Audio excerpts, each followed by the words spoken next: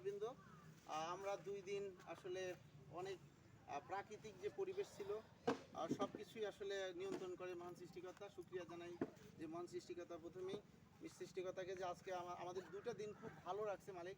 আমরা খেলছি দীর্ঘদিন ধরে আমাদের খেলা ছিল যে 2টি লঙ্গার ভার্সন ক্রিকেট ম্যাচ খেলবো, অর্থাৎ আমাদের গ্রামের লোকজন বেশি ভালো মনে করে যে ওডিআই। কি মনে করে? আসলে ওডিআই হয় বাইরের দেশের সঙ্গে। কার সঙ্গে? আর আমরা যখনই খেলবো তখন কি একদিনের সীমিত ওভার। যখনই আমরা টি20-র বেশি খেলবো সেটাকে কি বলে? একদিনের সীমিত ওভারের খেলা। তো যাই হোক, আমরা 2টা ম্যাচ খেলেছি, 2টা দলই ভালো করেছে। আমাদের আসলে সবই উঠন্ত বয়সের বাচ্চারা, 2টি দলই অত্যন্ত মানে নবীন সব খেলোয়াড়রা, খুবই ভালো চমৎকার খেলা হয়েছে। গতকালকে যা খেলা হয়েছে তার থেকে আজকে অনেক ভালো খেলা হয়েছে, তাই না? তো আসলে শুকরিয়া জানাই মহান সৃষ্টিকর্তাকে। আর তারপরে আমরা আসলে কৃতজ্ঞতা প্রকাশ করছি যে নড়াইলের কৃতি সন্তান, বর্তমান সিরাজগঞ্জের কৃতি সন্তান হিসাবে যাকে আমি সবসময় মোবাইলে বা কথাবার্তা বলি, সেটা হচ্ছে আমাদের ইমরুল ভাই। অনেক ভালো একজন কোচ। খেলোয়াড়দের কীভাবে আসলে যে এই 35 ওভার যে খেলা, 210টি বল, কয়টি বল? 210টি বল সে বাচ্চাদেরকে শেষ বল পর্যন্ত জয়ের জন্য তার যে ক্ষিপ্রতা, তার ভিতরে যে একটা ক্ষিপ্রতা ছিল যে আমি জিতবো, এবং প্রত্যেকটা বাচ্চাকেই আমি দেখছি যে সে একবারে রিফ্রেশ, পুরা উপভোগ করছে। মানে ক্রিকেটটাকে ওরা সুন্দর যে উপভোগ করা, যে বোলিং ব্যাটিং বা অল সাইডটা আসলে আজকে আমার কাছে খুব ভালো লাগছে। বিশেষ করে যে আসলে এই এত যে এই যে 185 রানের টার্গেট, আমরা যদিও 6 রানে হেরেছি, কিন্তু এসে আমি মনে করি সম্পূর্ণ কৃতিত্ব তোমার ইমরুল স্যারের। সবাই তালি দেয়, সবাই তালি।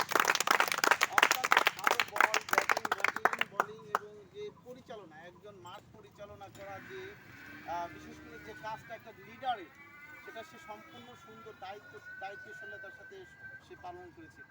আসলে তোমাদের আমাদের সবারই শিক্ষা প্রয়োজন। আমি তোমাদের বলছি, আমাদের ছেলেরা মনে করো যে খেলার টার্নিং পয়েন্টগুলো বোঝে না। আমি তোমাদের বলি, আমি যতটুকু এই ম্যাচ থেকে শিখেছি সেটা হচ্ছে তোমাদের পেস বোলার দুটো ছিল অত্যন্ত ভালো, ঠিক আছে? যখন পেস বোলার ভালো, তার মানে পেস বোলার 4টা ওভার অলরেডি ওরা হাতে রেখে দিয়েছে।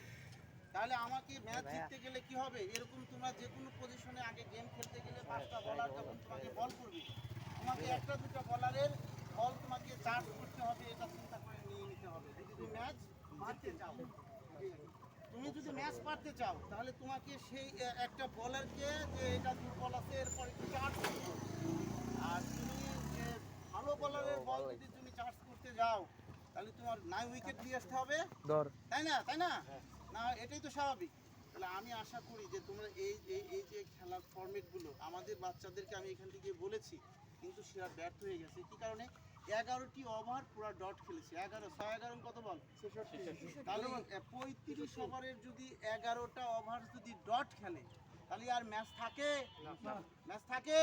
তাহলে প্রত্যেকটা খেলা রাখতে হবে যে আমি কেন এত ডট খেললাম। ওই প্লেয়ারকে পয়েন্ট অফ নোট করতে হবে। পয়েন্ট অফ নোট, কেন আমার এতগুলো ডট গেল, কেন আমি এতগুলো ডট খেললাম। তাহলে আমার কি পিছের প্লেয়ারগুলো কি যারা আছে, ওদের অটো প্রেশার চলে আসবে। কি আসবে? তাহলে আমার